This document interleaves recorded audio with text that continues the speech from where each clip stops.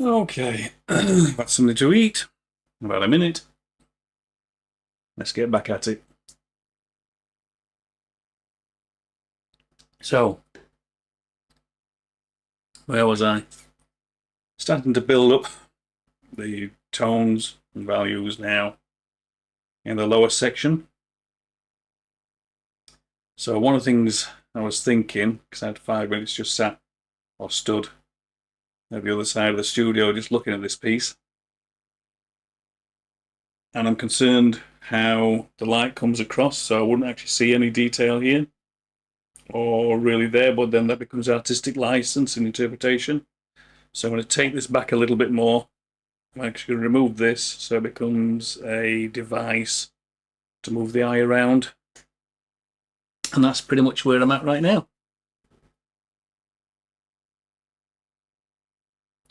And I'm hopefully got the stream right to Instagram and YouTube this time.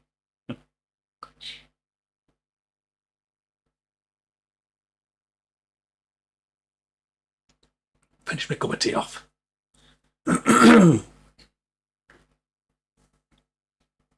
So yeah, so I'm going to actually take this part out.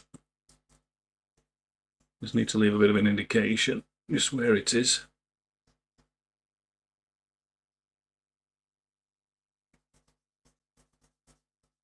Just to delineate maybe a slight.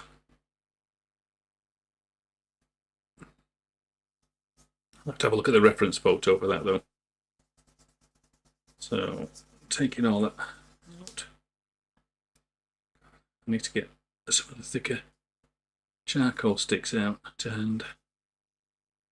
These keep breaking.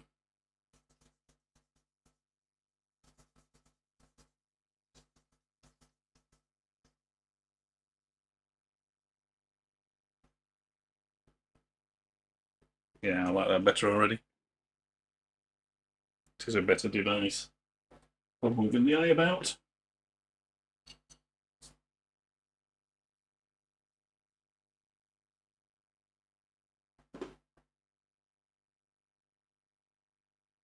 Not sure about this shoulder. I have to take it up a little bit. So give it more of a dynamic.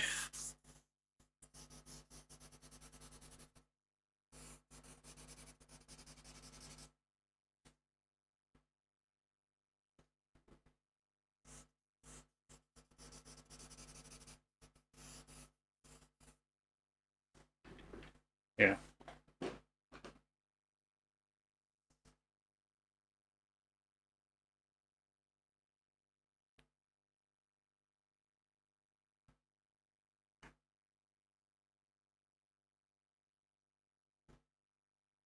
I need my other glasses actually.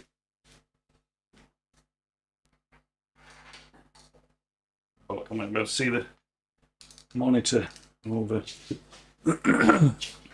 What I've actually done is put a little trolley in front of the keyboard and mouse now, so I can actually move screens about and a little bit more control.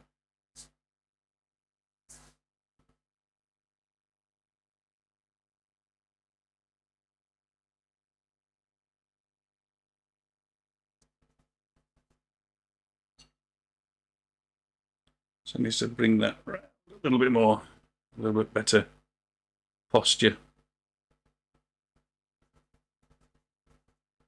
I might just fade that shoulder out actually rather than define it.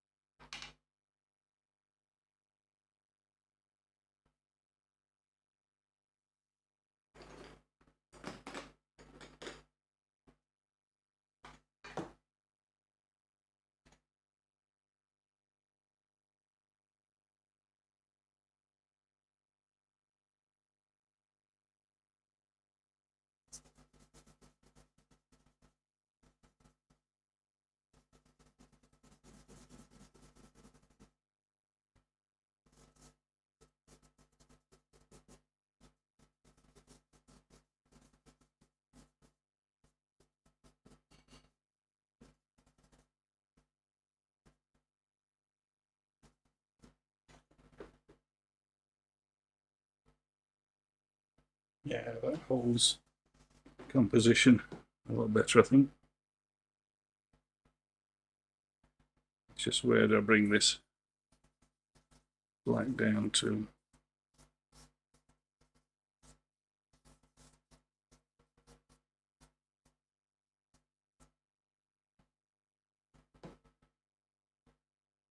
That works better.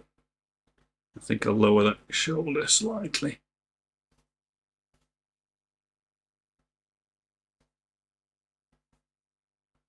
So it's more leaning in and leaning into the past, which is what the symbology means.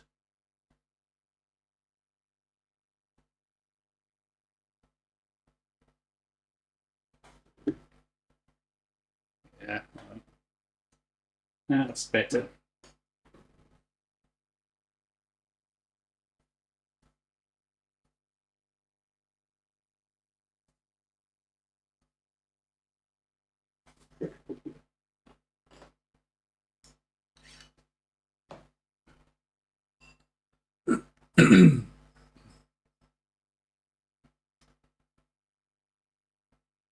Hey Hussein, Fadauza, how are you, mate?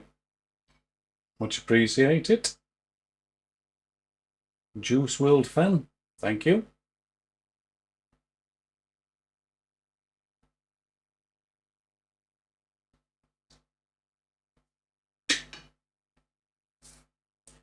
So if you haven't realised, it's a self-portrait.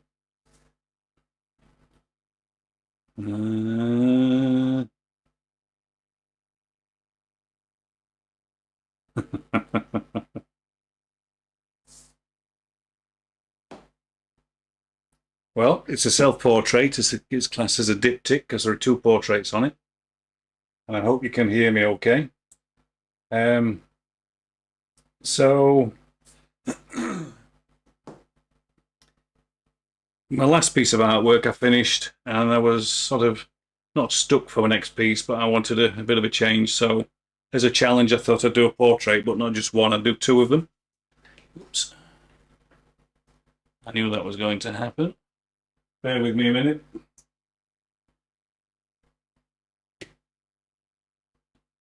Technical difficulty.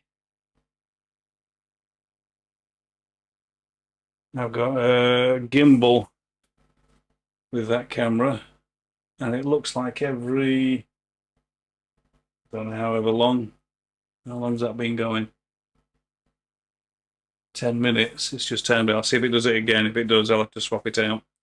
Right, okay, where was I? It's a self-portrait, and I'm of a certain age now. In fact, I'm actually 60 next week. So the portrait on the left is the past, and the portrait on the right is the future. So when you've got dark clouds in the past, and as you come across into the future, it gets lighter, and this little light area represents light breaking through the clouds, and that represents every cloud has a silver lining. And the rough actually dates me, basically. It's the weight of history is what it represents. So if you think about it, I was born in 1966, well before the internet. So I've seen quite a few changes, and I worked in IT for about 16 years. I've worked as a photographer full-time for about 20 years, changed careers. This is me coming full circle, so it's the weight of history looking forward. And it's to do with emotion. One of the things you realise maybe as you get a little bit older is if you dwell too much in the past, that results in depression. But if you're at the same time, if you're the opposite of that and you live too far in the future, it's basically nothing but anxiety. So it's getting the balance. So the future me, the past me, but the future me is looking to the past, but actually I'm looking at the viewer. So one of the things is challenging your thoughts. So it's basically a symbolic piece, portrait, which is what I love doing. So if that makes sense, that's in a nutshell it. Quick summary. But there's actually a passage that goes with this, which Camera's gone again. Bear with me while I just swap it out. Back on the tripod. The big tripod, static one. Thought I'd be clever and put it on the DJI Osmo gimbal. I think I'm going to sleep by the looks of it.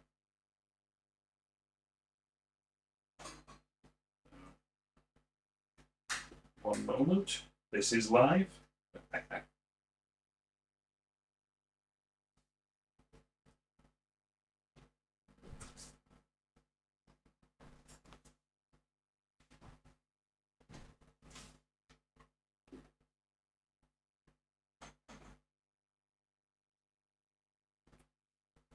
Okay. Back in the room. That's not going to move now. Yeah. DJI gimbal. Great, but it keeps going to sleep by the looks of it. And I don't know why. I'll have to look into that. I thought I'd eventually use it to track as I'm moving about, but might have to rethink that. Anyway.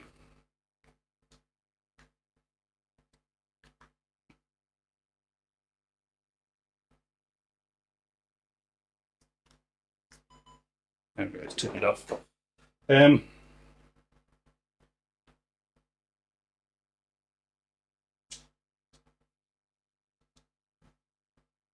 Where was I? I've lost my train of thought now.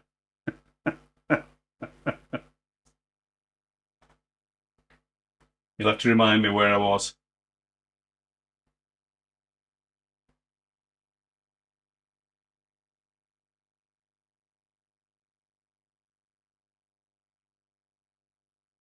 Hey, Juice World fan.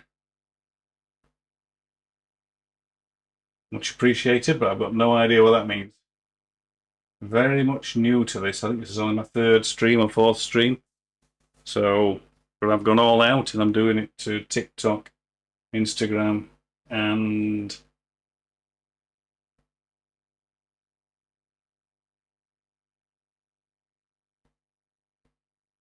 YouTube.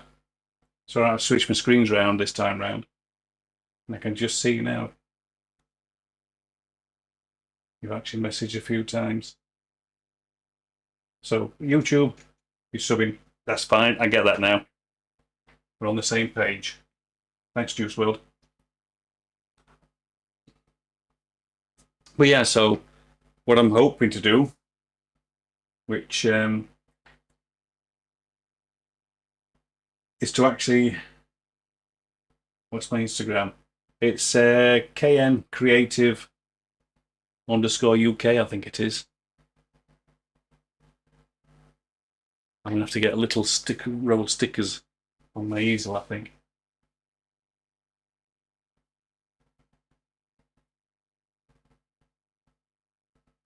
But I'm hopefully eventually well, I'm saying eventually, I'm hopefully in a few weeks opening an academy teaching all this kind of stuff.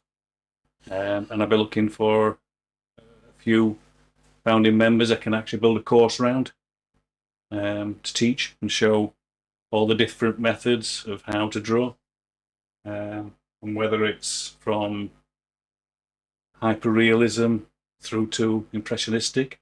That's a whole spectrum, and there are different methods that have been used through the course of history. But there are some foundational skills that are required for regardless of whichever method you want to do eventually. So, but my only thought is with this, I'm in the studio most days. So I thought it'd be quite cool to actually have people watching over my shoulder, seeing what I'm doing. If that makes sense.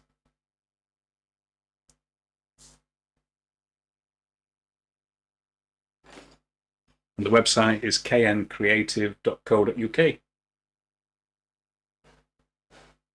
So yeah, so this is just now, I'm working on the lower part here. I've just blocked this out. In the original concept, there were some creases. Excuse me. I think I'm ready for a cup of tea again. But when I actually stood back earlier and I was looking at it, it was detracting. So I'm trying to simplify the shapes now, because it's that, for me, it's that fine line between too much detail, and I like just enough detail for it to be real, and then abstract that supports it. Because over the years, I've done quite a few master copies and things of Sargent and Frans Hals and Rembrandt, and the detail is where you want the eye to focus, and then it becomes more abstract as you move away, and it supports the flow into those places. So, and this is what this is about now. The supporting, like the sky, I actually rubbed out at one point some restarter because it was getting too detailed, too cluttered. So I wiped it out, simplified it, so it becomes a symbolic device rather than a technical skill of the drawing the clouds. So I've got a reference photo for it, but it's only just looks something like it because it's a device to move the eye across. So you've got a composition, that's sort of a triangle, and then you've got another triangle this way. So they're both pointing that way, and then this will come in, and that'll come in that way, if that makes sense. So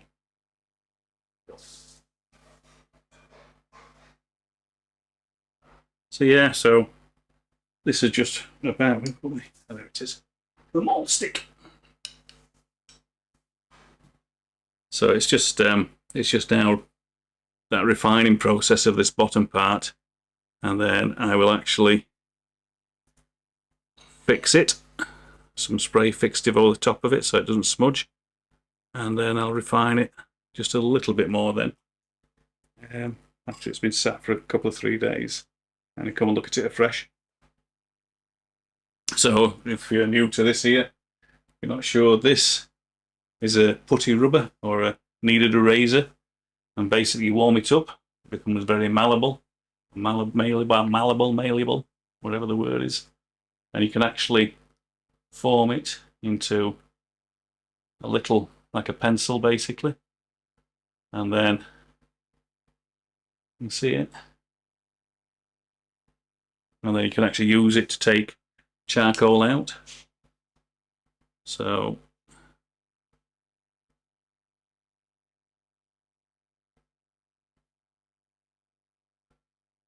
and it's just a process of building up the values. So it's like I still want a little bit of detail around here, but I'll actually darken it off as well. So there's actually a zip here.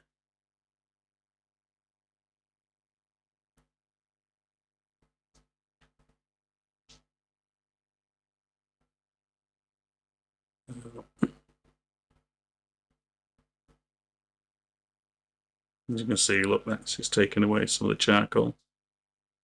But the beauty of working in charcoal is you can actually just go back over that with charcoal again, and that's it.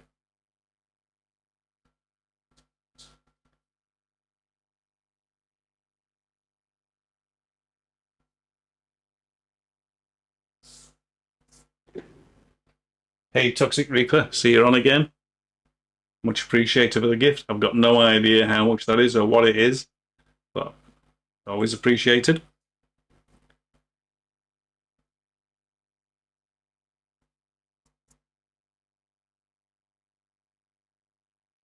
Hope we had some something to eat and a break.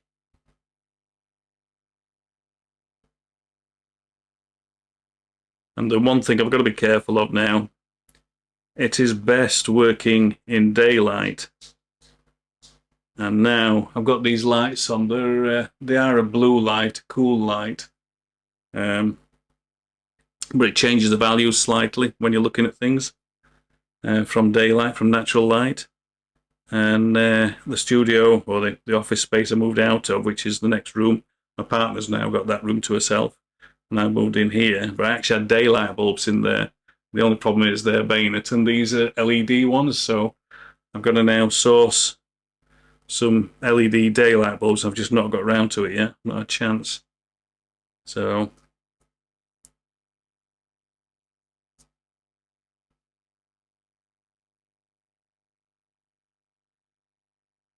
So if you've just joined me, I'm just starting to build up the values, or work the values out, the massing of shapes, and then I'll actually bring them back or forward in more detail. So earlier on I had some shapes in here, didn't like them because it detracted from the overall composition, so I've taken those out. I will still have some shape here because it moves, it's the compositional, so it becomes a device. It's just an abstract shape that'll be there, but it brings the eye back into the art piece. It's same as this. I want this piece to counterbalance there, so the eye stays here, but at the same time it's got to move the eye into the piece. And then we've got the sort of triangle there, and then we've got a triangle there. This is looking there and then looking at you. So it's obviously not as easy to see on the screen. Can you see it? Probably not.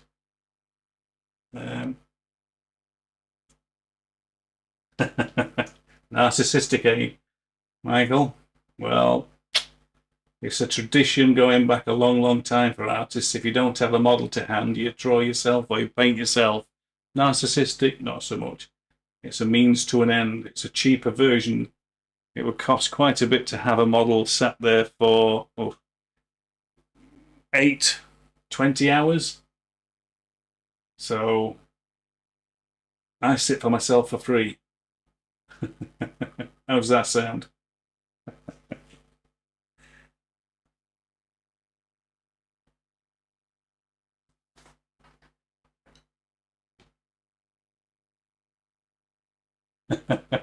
Cheers. Cheers, Toxic Reaper. No, much appreciated. I wasn't expecting anything, but it is definitely appreciated, so don't worry. Question. What age did I get into art? That's a long time ago in a galaxy far, far away. My earliest recollection of anything to do with art, I was probably 3 or 4 years old. And when my parents used to go out on a Friday night or a Saturday or whatever day it was, a friend used to come over, and he was an amateur artist. And he used to get my little sketchbook, obviously a child is all that kind of thing, especially back in my day. And he would draw the shape of a car or a bike or a person or something on one sheet, and it would imprint onto the next sheet. And he'd take his drawing, and I'd be left with the other sheet. And while they were out, and obviously with a babysitter, I'd actually be drawing round this shape. And I would say I was only very, very, very young. And of course, when they come back, it's that praise that you get. Oh, that's fantastic. And that's my earliest recollection of art, and that nice feedback and everything else from your parents and friends. So, but then I take it further forward. Art has always been an escapism from reality. That quiet space, the world dies away, the thoughts, everything goes. And I used to love it. It was that. It was a safe space, without going into too many details. But I was supposed to be an artist when I was younger. I went to art college for 4 years, did technical illustration and advertising graphics. And I finished art college, and in the UK here, there was the miners' strike. It was the back end of 1986 when I finished. So there was no work anywhere. Unemployment was about 25–30% for my age group. So the very few jobs that there were as illustrators back then, it just never happened. So I worked in the family business for a few years. And then I went back and did an IT course for a year. And I got a distinction in that. It was fantastic. But that was back in the very early days. So much so, I learned how to touch type on a computer course using a typewriter because they were too expensive. They didn't have enough to go around. So I wanted to do computer graphics. I thought I knew that's where it was going to go. That was my thought. So I did computing. But when I came out of that, the jobs didn't exist. I was thinking too far ahead. So I ended up in IT, and I worked in IT for about 16 years, did very well for myself. Supposed to be retired at 45. Um, Big house, nice car, daughter private education, all the trappings that go with it. But unfortunately for me, I was married to a lawyer, got divorced, and lost everything. And it left with nothing, and had to start again. Um, and I got custody of my daughter, so I brought my daughter up myself. So my art, everything to do with art, it was just over the last 40 years I stopped and started. So understanding how to draw and the frustration of getting from not being able to draw, because it's a skill, it's a use it or lose it skill, I'd get to a point where I was competent and then I'd stop because life gets in the way. And it's only this last 5 or 6 years where I've slowly got back into it to a point where I'm pretty much full time now. And the bit of photography work I get in now actually supports this. So I'm quite lucky that I'm living a good balance of it now, and I'm hoping to teach, and then with the pieces I've got, in fact, uh,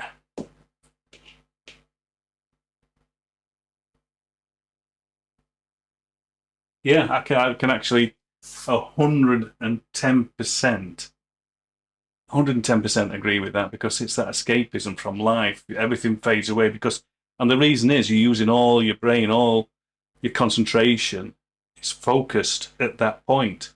So you're not worried about anything else. You're just building values, you're interpreting nature or copying a picture, however you want it to be.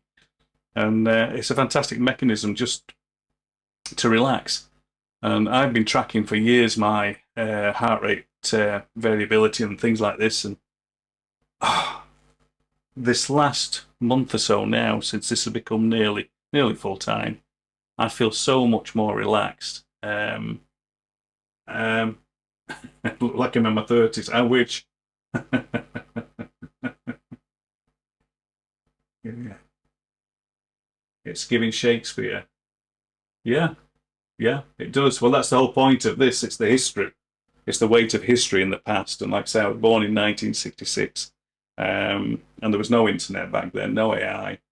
So it's just something that, as a device, a symbolic device, it's me in the past before the internet, looking to the future, and it's that sort of, what does the future hold? And then the future me, sort of looking back at the past, but at the same time looking at the viewer. You can't necessarily see the detail, but the eye, this character here is looking straight out at the viewer. So it's challenging, basically, the viewer. What are your thoughts on it all? So you got the past and the future and the dark and the light, and the every cloud has a silver lining, because it does. It doesn't matter what you go through. It's that optimism, which I've always been an optimistic type of guy. And like I say, I'm 60 next week, so if I was in my 30s still, if I look like I'm in my 30s, I'll take that. No, I've got no filters on the camera, honest. But it's the last piece I did. Again, it's the type of art I love, which is this one, which we talk about. There we go. And that's called The Codex of Man. The raven's the gatekeeper of knowledge, and the books, they're the codex. And on the spine of this book, it's got binary code, which spells out codex. And obviously the skull represents man. And it's done in that classic style, influenced by the old masters, but it's a modern theme. And that's what I love. And it's the works I've got in my head now that over the next year I'll start to develop. In fact, if you're around next week or so, I'll be sat at my desk working the ideas out and putting some meat on the bones, as they say. So, yeah. Yeah, well, it's funny. It is for a lot of people. It is escapism. But the problem is, with a lot of people, they get bogged down with perfectionism. And I have been the result of that stopped me for many a year. It was never good enough. And then a few years ago, I came across basically how art was taught in the Parisian schools, the École de Paris, the École, and it was using charcoal. And I've not used charcoal before that, and I was gobsmacked. And it's basically it's understanding that when somebody sits down to draw a portrait, it's not something that takes 20 minutes. You can sketch something in 20 minutes. You can get an outline in 20 minutes, half an hour, an hour. But even somebody like John Singer Sargent, who spent years at the atelier and studied at the Beaux de Paris, at the École de Paris, he was there for years, every day drawing, every day from life. And he'd take about 4 hours. In fact, the competitions and the average for most of the students back then was to create a portrait, charcoal portrait, in about 4 hours. Now, there's one, I've got it here. Yeah, let me just get it. It's at the back of here.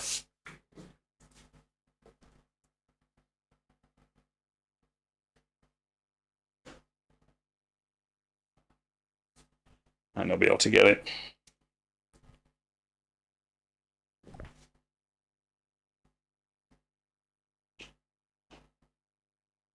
Yeah, there you go. Got it. So what you have is being able to draw a portrait or something in that 4 hours will be something like that. Yeah. So it just depends what you want to do. You know, these are 2 or 3 hours, smaller sketches. And again, this shows where I started there the other year. Very quick ones. I don't think I've got the times on these, but that's the difference.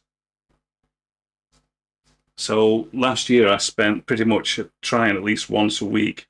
It's to sit and draw a portrait for a few hours.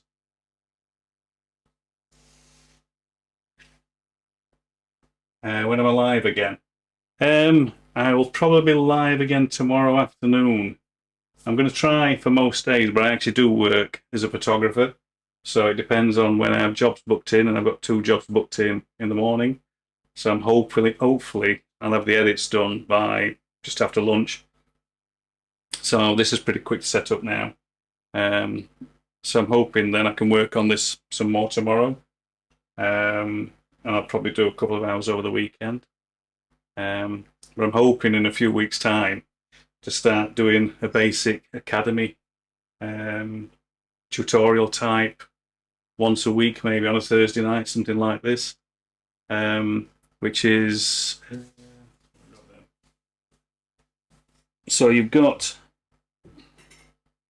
where's it gone? Oh, I think it's on the other bookshop around the corner. Charles Barg, which is one of the fundamental pillars, if you like, for academic training. It's not the be-all and end-all, it's one method, but it's, if you take away some of the aspects of it, it's a foundational way of drawing and seeing. So it enables you to be able to see nature or the world around you, or even another photograph, and understand it. So I don't know if you've heard of things like Loomis or Riley or Bridgman, because they were developed in the sort of the 40s and 50s, and it's people tend to then go for them and forget about the ones that came before, when actually they were developed on top of. So it's a step process. So what I'm going to try and do is, like I say, open an academy soon, a very, very, very, very affordable one, because it's the love of drawing and bringing people together that enjoy drawing but want to learn but don't know how and know the methods, because there are lots of them. and it can become quite confusing. And that's then when procrastination comes in and perfectionism, and that understanding that a drawing like the ones I've just shown you, the sketches take a few hours, and to be able to develop something, when you're first starting, you're very quickly trying to get it, and it's done. But it looks then when you take a step back, it looks nothing like another drawing, and that then becomes comparison. But you've got to start comparing like for like, and how you get from A to B. And it takes time. It doesn't happen overnight. But if you've got the right foundational skills, that's it. And where do you sit within that spectrum? So are you very academically and sort of hyper realism, like a scientific illustrator, that it's got to be very technically accurate? So if you've taken a photograph and you want to copy that photograph, most people use a grid. It's a simple tool. My Labrador's just knocked the camera. You see, what are you doing? She just sat looking at me now. I know you can't get through, can you? There's too many tripods. I know. I know. Yeah. Say hello. Pussy. Yeah. There she is. That's Missy. Missy the black lab. So yeah, it's the thing is with a lot of people, and it's a shame because I was like it myself for years, where you end up procrastinating and not doing anything because you're comparing apples and oranges and not like for like, and it sort of puts you off, and you then get to a point. Same as this week doing these lives, I've cocked up so many times, but that's the learning process, and it's understanding that it's a process. It's as simple as that. So, if that makes sense, hopefully it makes some sense. I'm rambling a little bit. Let me see. I know. Where's Charlie? Charlie.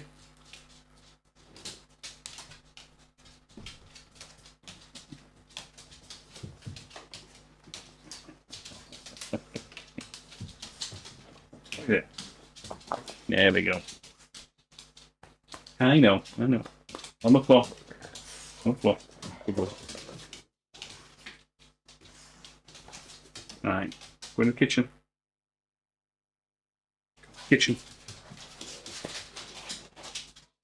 Come on, up you go.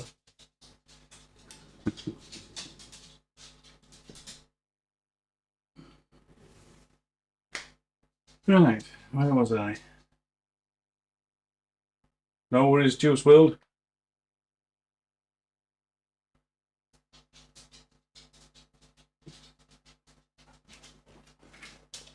You're pestering them.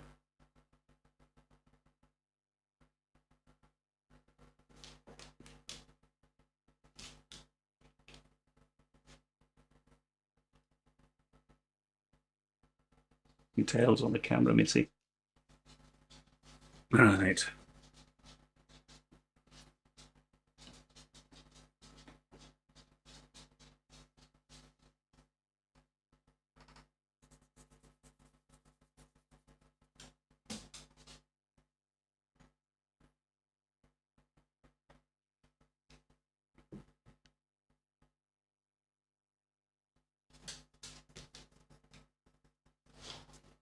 You happy there now, Missy? Missy the Labrador is now laid down here. So if the cameras suddenly go AWOL, I apologise.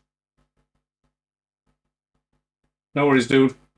And this one, it's probably taken about, I don't know, 20 plus hours so far. Probably another 5 or 6, and I won't be far off done. A couple of weeks ago, the concept was just before Christmas, and I actually started it a couple of weeks ago once I finished the other piece.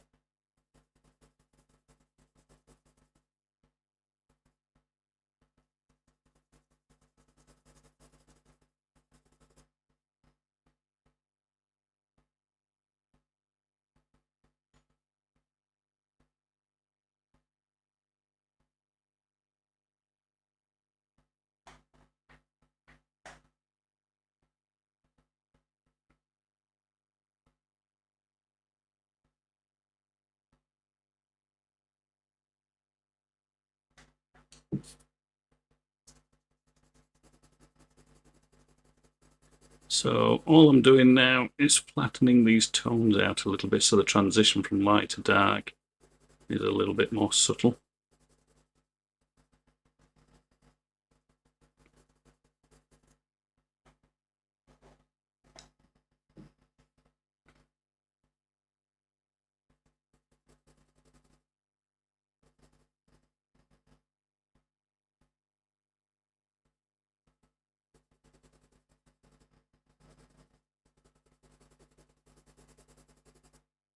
And again, this is where artistic license comes in, because in theory with the light there, should be quite a highlight on that shoulder, but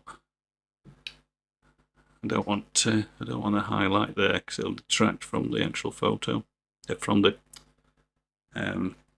it's not on the photo, or it is on the photo on this corner, but I don't want it on here because it'll detract from the drawing, won't help with the composition.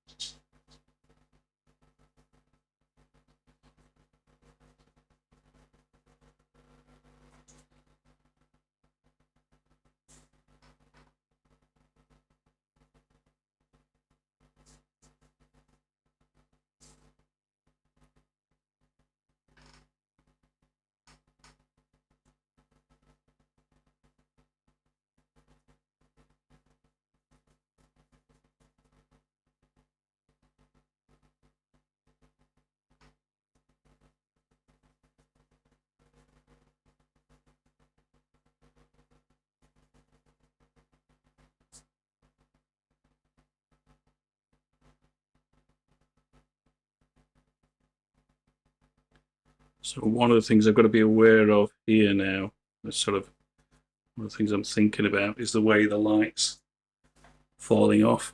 So this will be a lot darker here. I'm just trying to block in some of the shapes, but ultimately I think these sort of shapes here you'll only just be able to see. So again, they'll be quite abstract.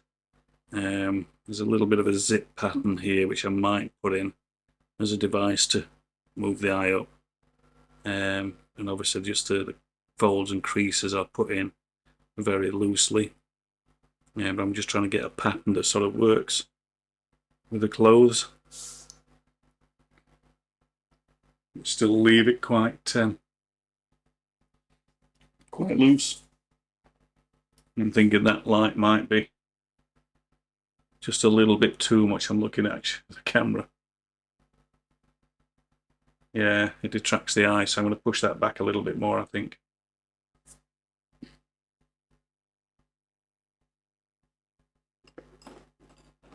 And take it back a bit.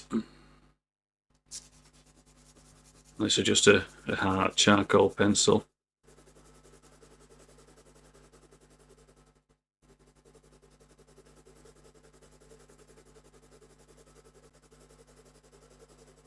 Because again, I don't want it fighting the composition. It's a device to make the composition work now.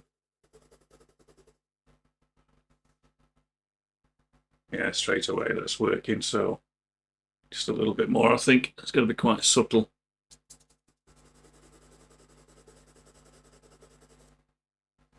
Let's get the stump.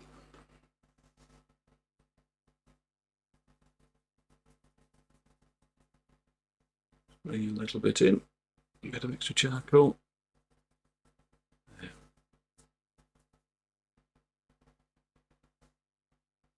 Yeah, that's working. That's better. It pushes the shoulder back rather than it was coming too far forward.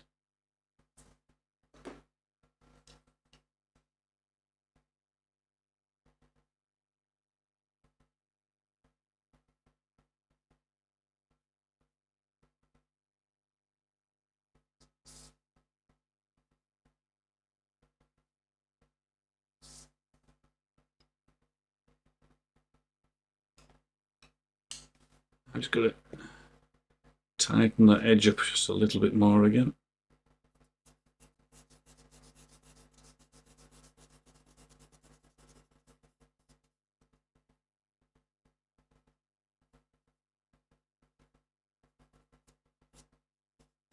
And what I will remember tomorrow is to bring my tape measure in here, so I can check the horizon line, which I did by eye, and just bringing my arm across quite quickly. I'm going to get a tape measure across and just double check it's quite. It seems to the eye seems to be okay, but I just want to double check it.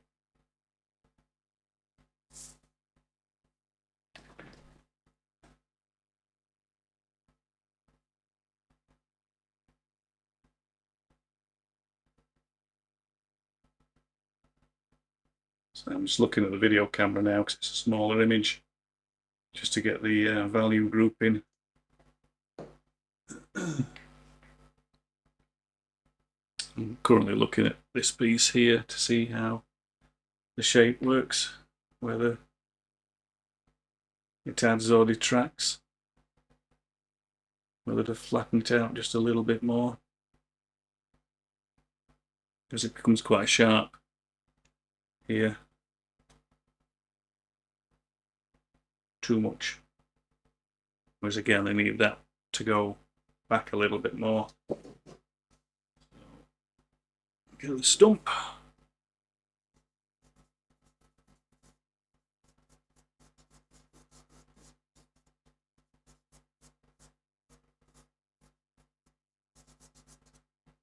And same as they don't want these to go dark, but I'll do those a bit because there's quite a lot of charcoal there. So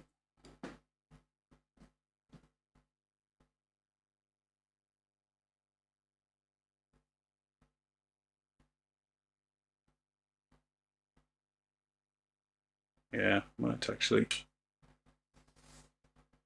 looking at the overall shape.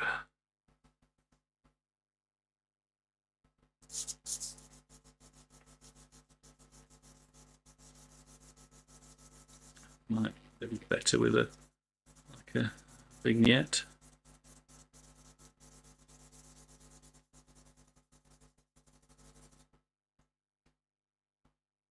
That's working better. Yep.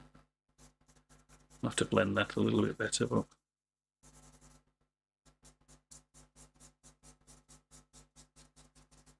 same with these that I was just talking about, bringing the value down a little bit more.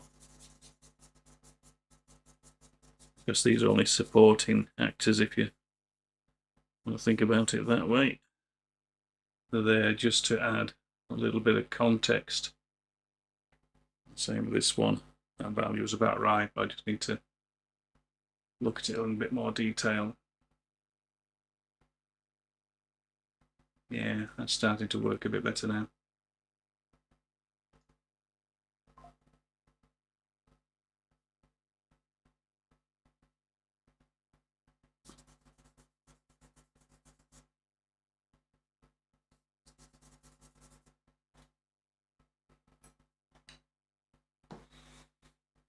Look.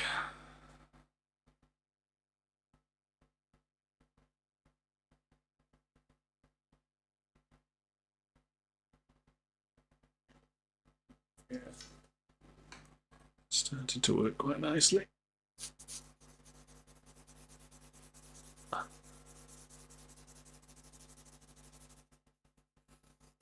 Might add a little bit of detail or something into the background there. I've not decided yet.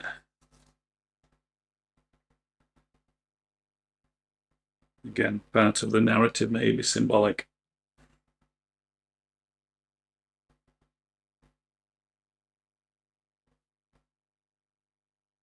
Although I quite like, I don't think you can see it on the cameras, but the way the charcoal, there's a very, it's very dark where the charcoal is here, but there's almost like a mountain range, very in the distance. I quite like it, and what I've done is I've highlighted a little bit so it's this light's catching the top of them.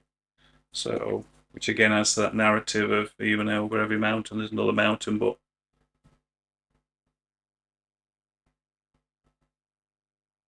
I have to have a think about that.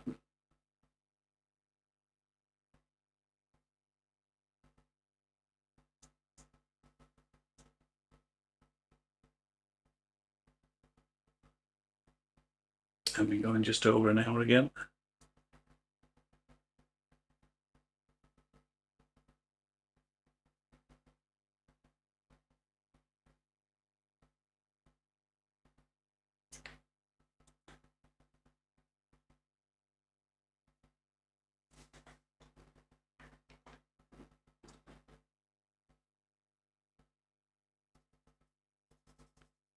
So I'm just using another charcoal pencil now just to even out some of these tones. Push it back just a little bit more.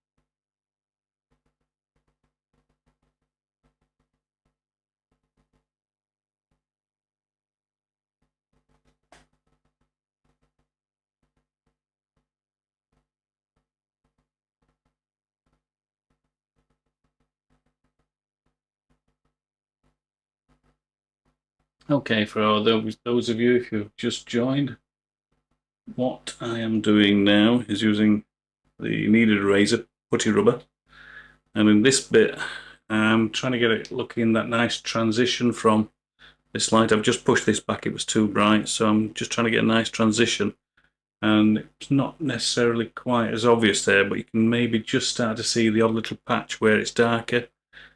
And what you do is with a kneaded eraser, you just lift some of the charcoal back out again, and it just gets that nice blend going across. Does that make sense?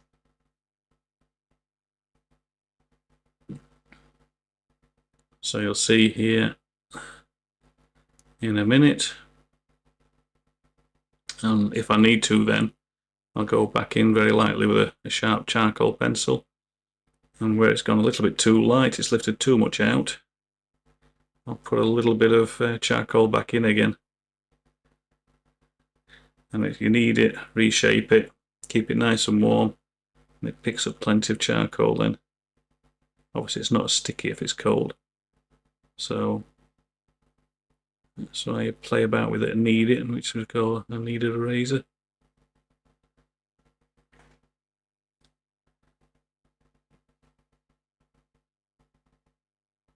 And this is why sometimes you're academic in your realistic drawings to get those perfect blends and the edge control. It's actually just a meticulous job, but you don't always see it. And it's training your eye to actually see those different values. But once you see it, be warned, you can't unsee it.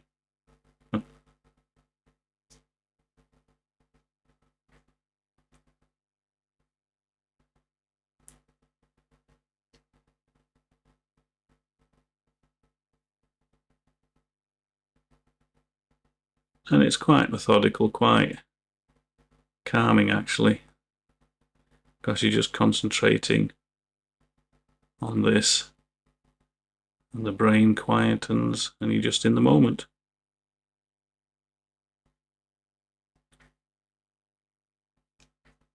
So I'm just going to get charcoal pencil and just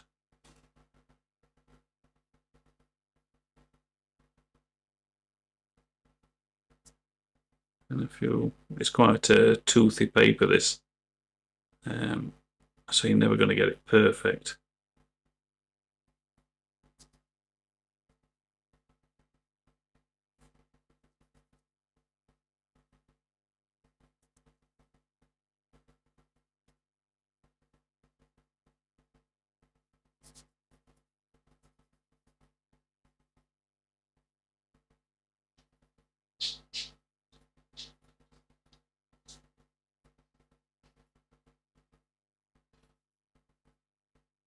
Now if you roll the video back a few seconds,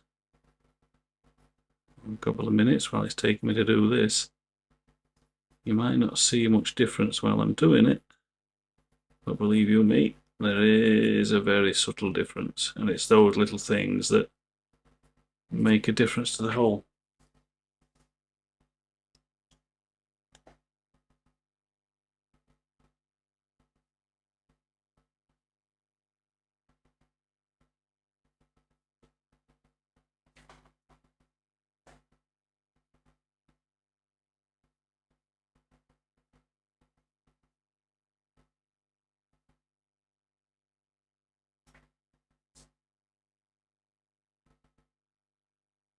Yeah, I quite like the way the light's hitting now actually, because it'll just bring again that V back up into the head, looking, and all the compositional elements start to make it and bring it all back in to this.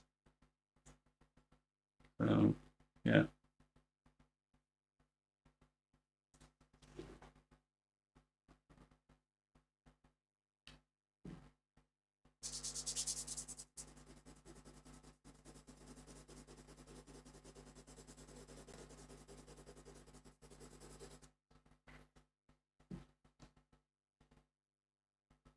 And again, just in this piece, seems to be a few little spots that not picked up the charcoal, so I just need to lay a little bit of charcoal in, but don't break the charcoal stick.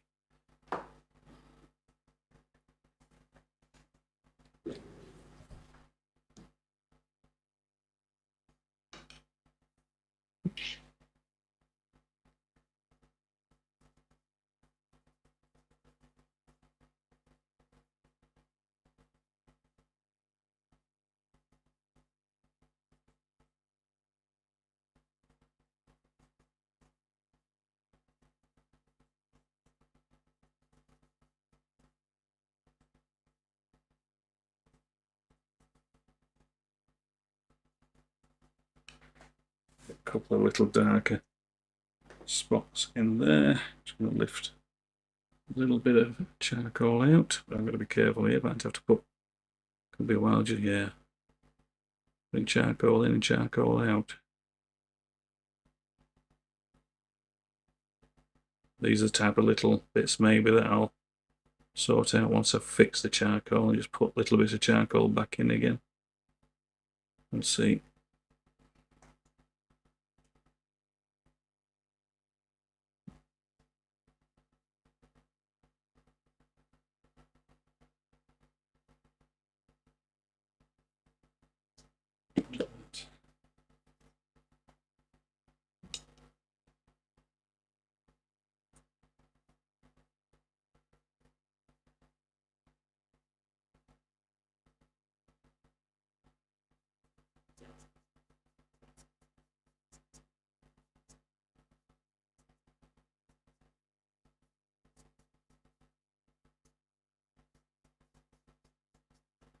It's better. Yeah, it's going to take a few hours, I think, this section now, starting it. Okay.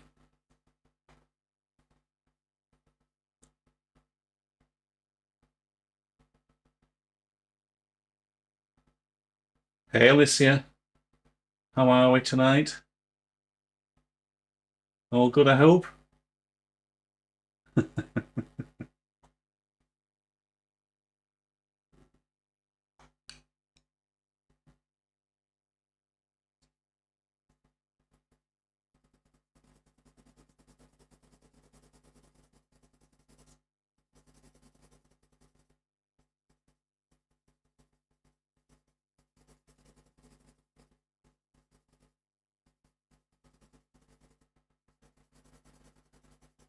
And the value shifts here are quite subtle when I'm in front of it.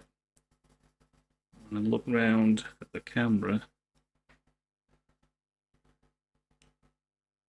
it's just nice. It's how I actually want it.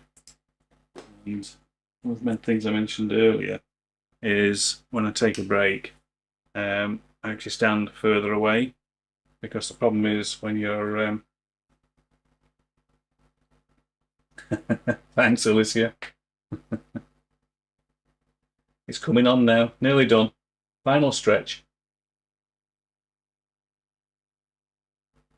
But yeah, one of the things is it's taking that step back, because when you're close to the canvas all the time, or the paper, or the drawing, or the painting, you can get bogged down in the detail too easy, and it becomes quite problematic then.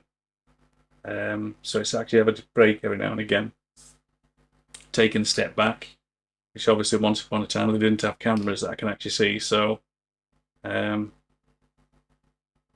that actually the tones work there now, and actually close there okay. This is still quite granular, but it actually works not too bad. It still needs a little bit of work to get that smooth or finish to it, the value and even value tone, and then the graduation. Nice transition.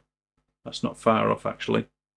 This piece is going to have some detail in it, because there's actually a little zip that comes up here with a little teeth on it. So, and again, in the old master sort of tradition, it'll be just hinted at more than anything else. So from a distance, it'll look like it is a zip, but up close, it's just a few marks. I had hoped to have the DJI gimbal working, but it looks like it switches itself off after every 10 minutes, and I'm not using the app, so I need to look into that. So I had it on earlier on this stream. I put it on a little desk here. I brought the keyboard and mouse, and it just went boink, and started filming the floor. So, because obviously if I'm moving backwards and forwards, I'm going to be in and out of frame all the time. So I was hoping this little DJI gimbal, it's one of those that follows you. I'll see if I can get it to work with the streaming software, if it works okay. I think it's got something like about a 6-hour battery life, or 2 or 3 hours for recharge. 2 hours to recharge, 2.5 hours recharge, minimum 2 hours time. So if I have a half an hour break every hour or so, I should be able to keep it charged up. So I'm hoping to use that later. So yeah, so this is going to take a little bit of faffing. And like I say, you can't necessarily see it on the camera, but you can just see a little, I think, a hint of a darker patch here. But that is really, really subtle. So this is where, again, the putty rub comes in. And you just need it. It's like blue tack, but obviously blue tack sticks things to the wall. This doesn't. It's not very good for sticking things to the wall. It's probably about the only way you can tell the difference between it, but you make it nice and warm, and then you form it into a point, and then that's used then to lift the charcoal out.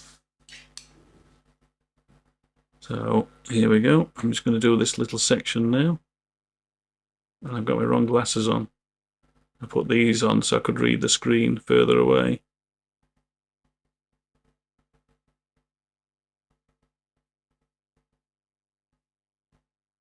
Now that's lifting out too much, but that's not a problem because I'll go back over it again, and that's where you start to blend it with the right value so it all merges together.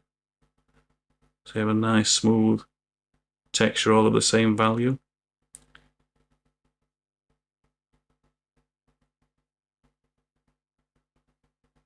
And what happens is it's just the charcoal clumps together in the tooth of the paper too much sometimes. So you just have to go out and pick it out and do it again. Well, that's the beauty of graphite or charcoal, where you can do this. And that's the point of, you don't go really, really heavy-handed with it. So just a little bit there. And again, this isn't meant to be full-on hyper-realistic. On a scale of 0 to 100, it's not being 100% realistic, and 100 being something like Picasso. This is sitting in that middle ground where we've got slightly abstract and realistic mixed into the same piece again, because I'm inspired by a lot of the old masters. That's the transition between just copying a photo, which obviously that's a little bit dismissive, which wasn't intended, because that's a skill in itself. But to me, it lacks artistic intent. Okay, just a little piece, I can see that. That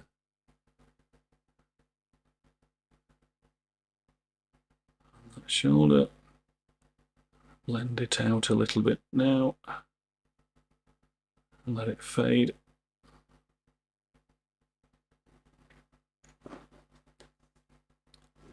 So, how's that looking? Yeah, that part's gone. But you can see now that faded area has got more or less a line between the two. That edge isn't quite as clear. It's the edge control. It's not a smooth transition from one to the other. So all I'm going to do, and I'm hardly touching the paper now. Again, there's just a couple of bits where the charcoal's gone into the tooth and made it a little bit darker. So I'll go over it again, and this is why these things take so long.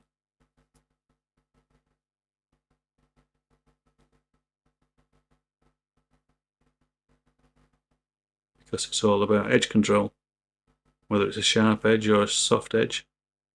You just got to think for this type of drawing, there's no such thing as a line in nature.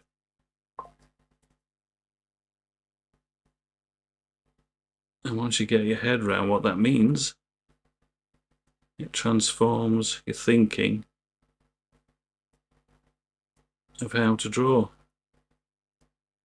especially things like portraits. It's a little bit softer, still a little bit more, so I can go a little bit more now.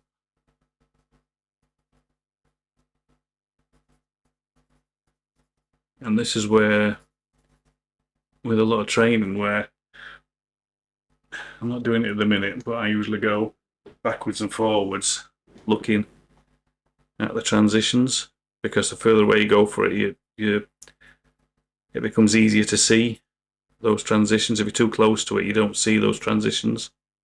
It might look okay, but then you move away, and it's that people get really fed up with, and then start to procrastinate because they think they're not good enough, when actually they've just not got all the tools and ways of looking and seeing to figure this stuff out.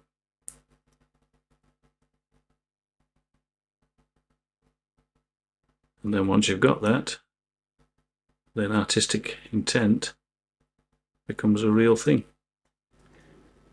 What's that looking like? Yep, so that little dark patch we had around here has gone, and then the transition across there now, it's a lot better, smoother transition.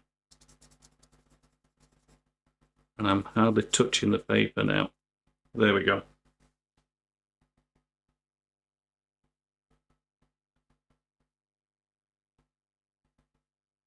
So the next bit, I can see this transition around here.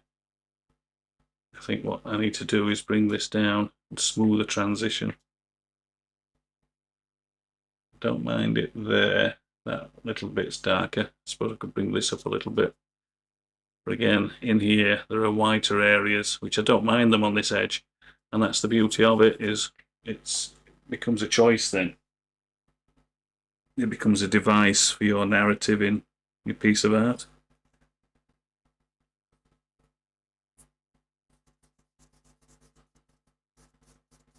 Why do you choose something?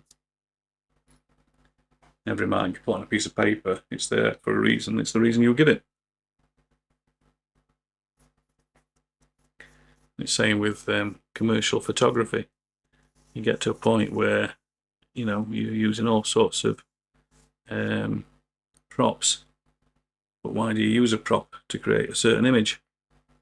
It's there as a device to help the narrative of the image or the thing you're trying to sell. It doesn't detract from it, it adds to it. And that's all I'm trying to think now, is if it adds or detracts. And that's just, you know, there's a certain amount of understanding and learning, and then the rest of it is intuition, then it becomes.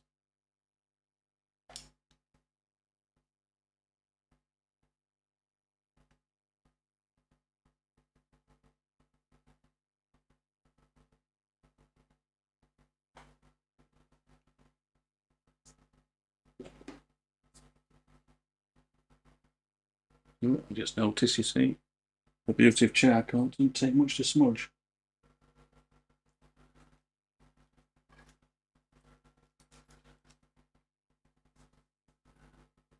But the second beauty of charcoal is it breaks easy as well.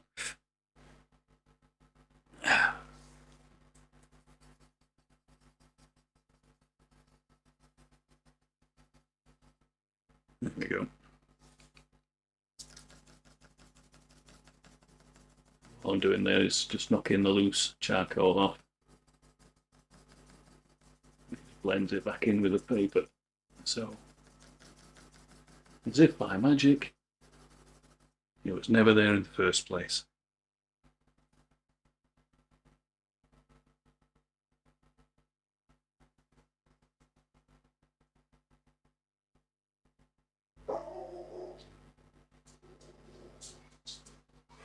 So where am I? Over this piece.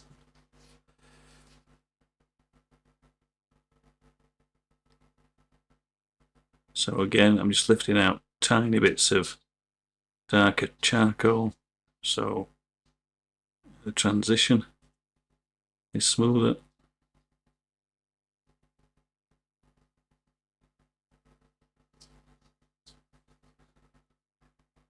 You can see that highlight is going further down, so I'll actually bring that back in a minute. I'm just thinking now, where would that crease go? So that crease would actually probably go back up that way. So I need to bring the charcoal, or lift the charcoal around here maybe.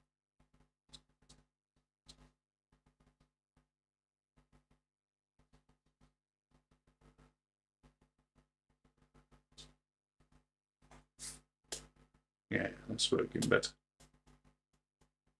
More of a natural crease then. So if I bring this down a little bit more and then take it back up again.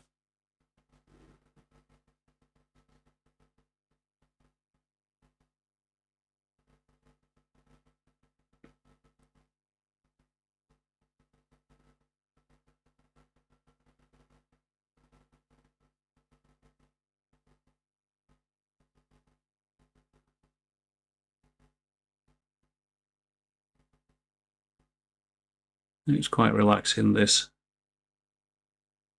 A little bit of lo-fi music on. Nice and relaxing. The world fades away. We can have a bit of chat, put the world to rights.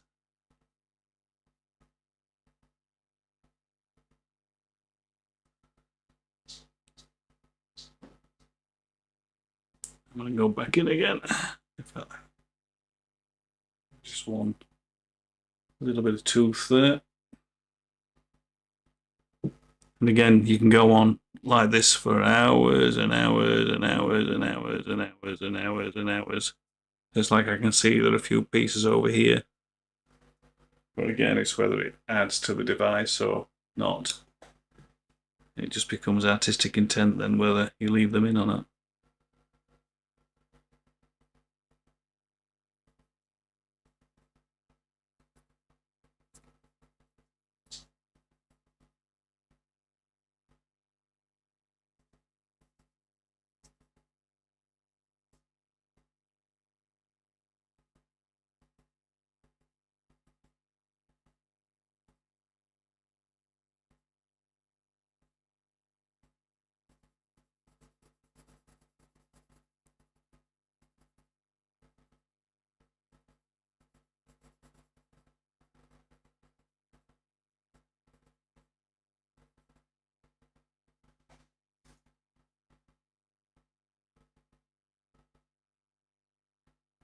It's starting to look quite nice now.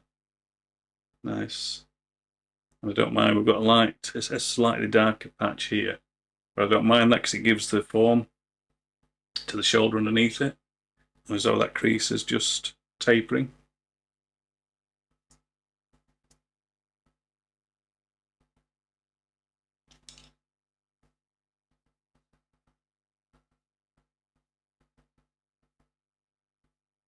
So again, I think I actually might this. Just got to be careful here now. Just take it up. Taper it out a little bit. Soften this edge just a little bit. And sometimes on this, I don't mind actually having some of the marks from the charcoal showing when it's up close. Because that's the whole thing about it, it's that nice looseness sometimes. I actually do like that. I'd like seeing a lot of artwork as well. Because it's, again, when you look at this rough, there's actually not much detail in it. And it's actually quite heavy. And when you come round to the shadow, there's hardly any work in it at all. It's very, very loose. And that's that contrast between the two.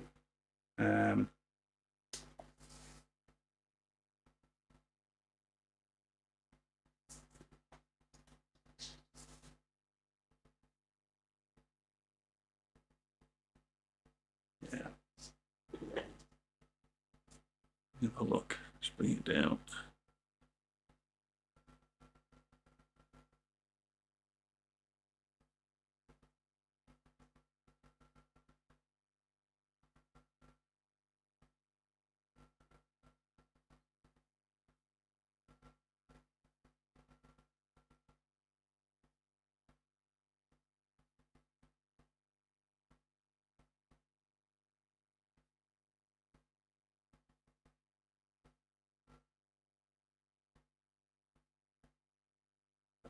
Yeah, it's starting to work.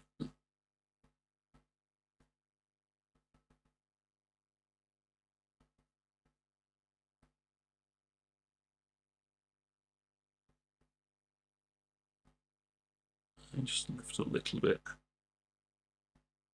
It's too much again, it's going too light. But the beauty of charcoal.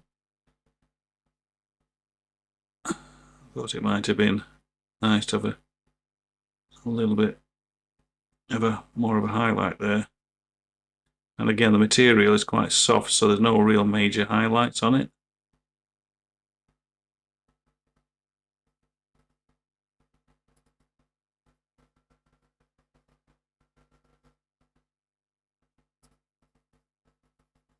So again, all I'm doing, and that's the beauty of charcoal, it's gone.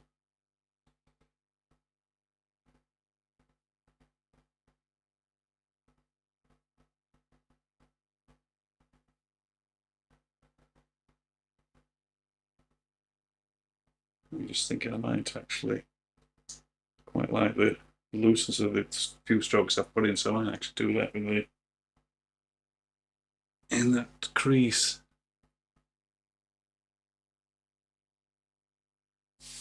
And then I might have to take them back again because they'll be quite light. Yeah, that's okay.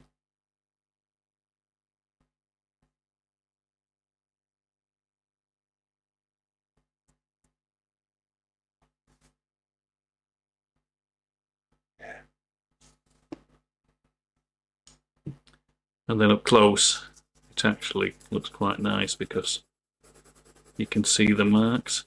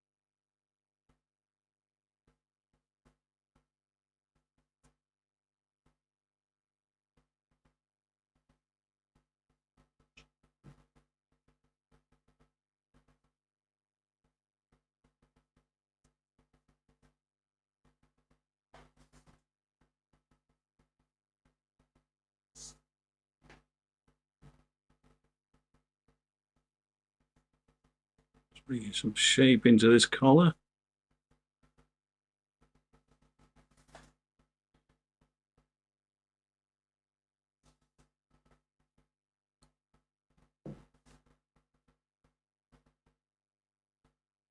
Need a better point.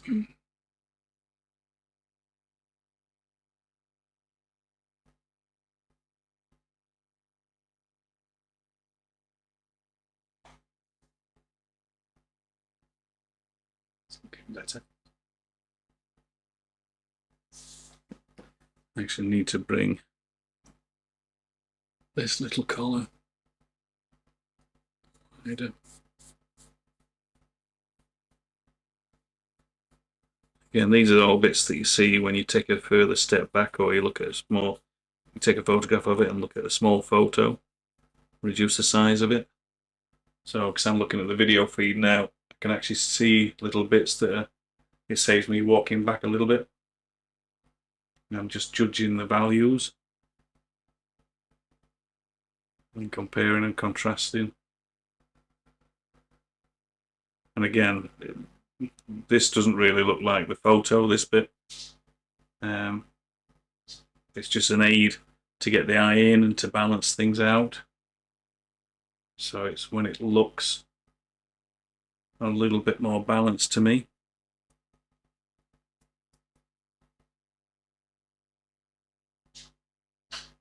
And again, I might change it to my mind. Wake up tomorrow morning. Nah, don't like that.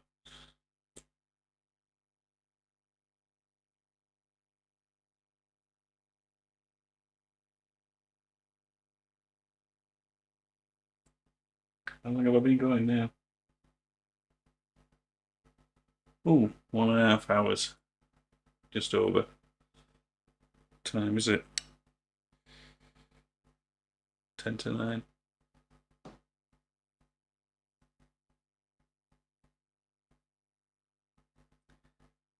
think I might have another 10-15 minutes and then I might call it a night.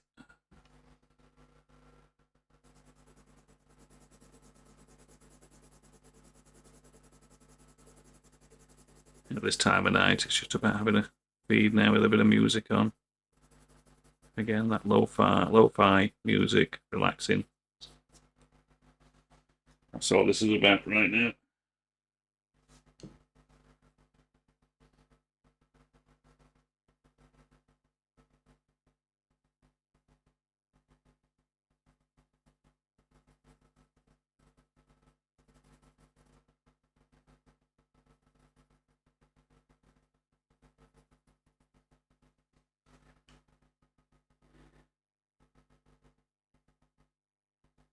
Yeah.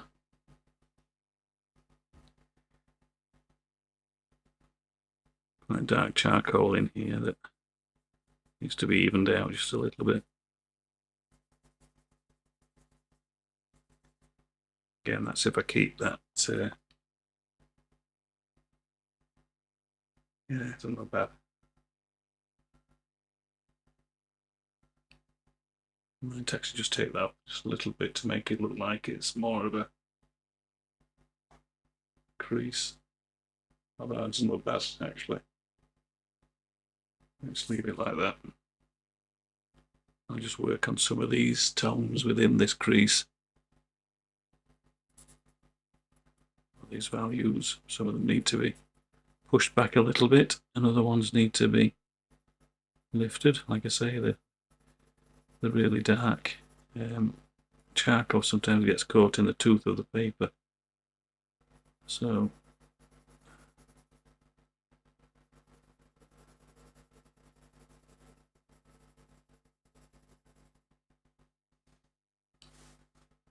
when you're starting, you don't know what to do with them. And they don't look right and they look wrong, and it's rubbish because you can't get the nice edges and soft transitions. Where it just reminds me when I was at art college, my parents bought me an acoustic guitar, and back in the day there was no internet. I think I had a tape recorder with some lessons on it, and the lessons were well, I can't remember which way the strings, how it worked, but basically when I was practicing, I think, yeah, that was right, it was the metal frets. I think it must have been the plastic or synthetic strings were on the tape.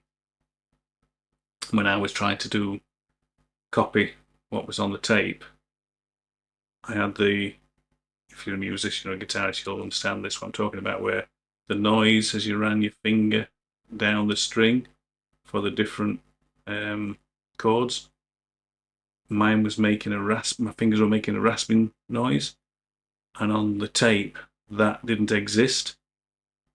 So I got really frustrated thinking I couldn't do it because I was making this extra noise which wasn't on the tape. So about 3 or 4 months later I got fed up with it and I sold it for a packet of cigarettes at art college. And if I'd have known then what I know now, I'd have probably carried on. And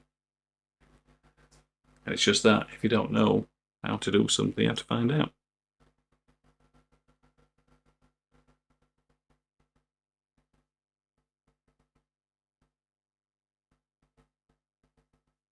Yeah, selling me acoustic guitar. When my mum found out, she went ballistic. Well, ballistic's probably not the correct terminology. I think I was about 45, 50 when I told my mum. It was quite funny.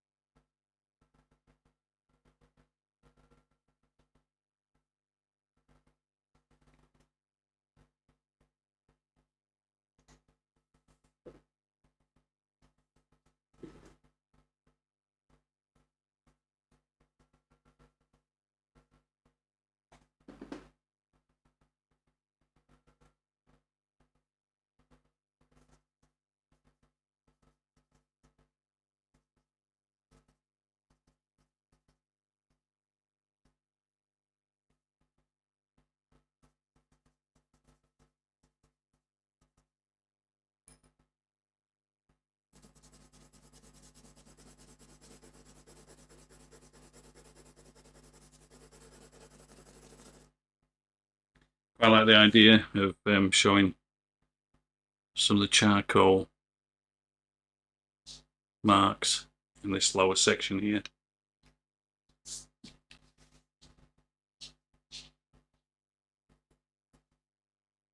I still clean it up a little bit, but for the most part, I quite like that. And I'm just thinking now, I've actually taken that back, which is quite nice. This area here is pushing back just a little bit more. And again, when I see this tomorrow in natural daylight, I might go, I don't like it.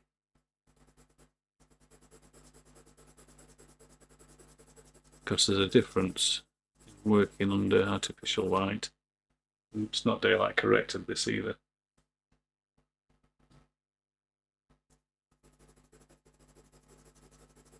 And this is a charcoal pencil, and I'm just very, very lightly. That's not bad. Again, a few little bits that might need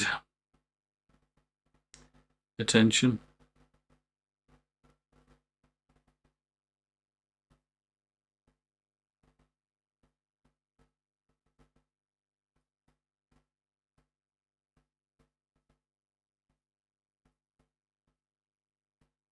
And again, all I'm doing is filling these little tiny little bits in with a little bit of charcoal, so it evens out the value.